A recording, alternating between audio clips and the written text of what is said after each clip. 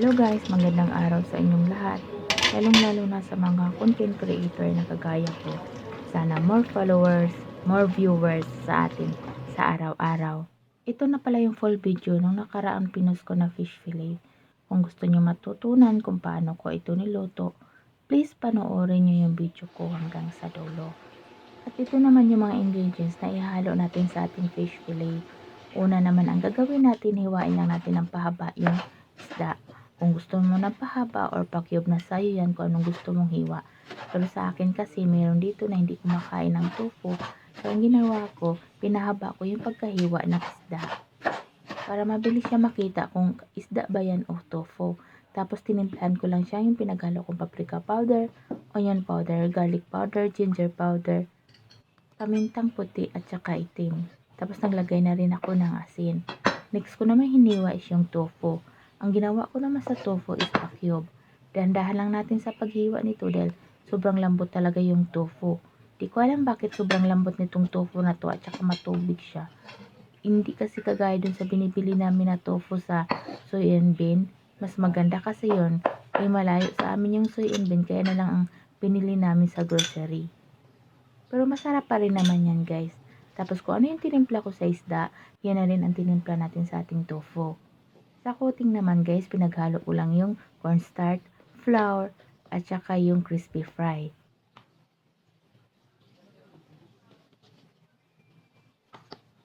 Pagkatapos pala natin i-coating yung isda guys, iparis muna natin ng mga 5 minutes para hindi mangitim agad ang ating mantika. Pasensya na pala kayo guys kung hindi ko kayo na-replyan. Minsan kasi hindi ako makareply dahil sobrang busy at wala talaga akong oras na mag-reply sa inyo. Gagawin ko lang post tapos i-share, okay na, iiwan ko na. Kaya minsan nagre-reply ako madaling araw na kasi yun lang yung time ko na makareply sa inyo guys. Kaya pagpasensya nyo na minsan kung hindi ako makapag-reply at sanay hindi nyo isipin na didma ako. Pagkatapos ko nga i-coating yung isda, next naman natin is yung tofu. Dahan-dahan lang sa pag-coating natin ng tofu guys. Kasi sobrang lambot talaga niya. Ito ang recipe na to pala guys is Chinese recipe to. Sa kakain nga namin sa Chinese restaurant, natutunan ko na itong lutuin. Masarap talaga to guys na recipe. Kung sino yung hindi nakakaalam ng recipe na ito, panoorin nyo talaga yung video ko para matuto kayo kung paano nila niluluto ang fish fillet nila with tofu sa mga Chinese. After 5 minutes nga pinahinga natin yung isda, piprito naman natin ito. Dahan-dahan lang sa pagprito guys para hindi mabigla yung ating isda. Para hindi siya yung paglagay luto agad pero yung pala hilaw pa sa loob.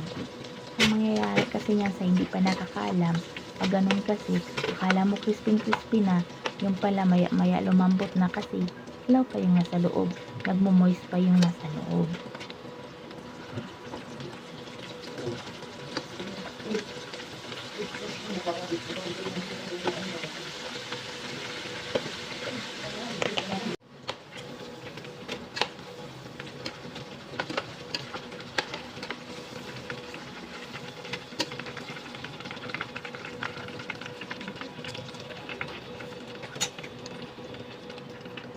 Next naman natin iprito guys is yung tofu.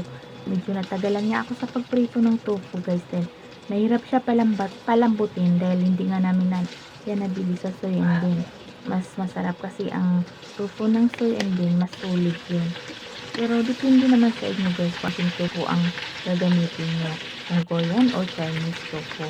Basta sa amin kasi pag bumibili kami sa soy and bean, ang ginagamit, ang binibili namin na tofu is yung Chinese tofu. Yung pamprito talaga. Yung kasi nabili namin sa grocery, Chinese tofu naman ang nakalagay. Pero hindi ko alam kung bakit malambot siya at saka matubig. At ito na yung naprito natin lahat guys. Ngayon gagawa naman tayo ng sauce ng ating fish fillet with tofu. Una kong ginawa, binisa ko muna yung luya. Tapos i-mix natin yung bawang maya-maya. Inod ko nga pagisa ang carrots at saka yung mushroom. Dried mushroom pala yan guys. Binabad ko yan siya ng overnight para sobrang lambot. Kasi pag once na hindi mo siya ibabad ng overnight, matagal-tagal din natin yan sa pakuluan. Kaya mas masarap kasi yan kapag sobrang lambot. Naglagay lang din ako ng tubig guys Tapos naglagay din ako ng butter pang pabango sa ating fish fillet at saka isang chicken cube. Naglagay na rin ako ng oyster sauce. Tapos light soy sauce.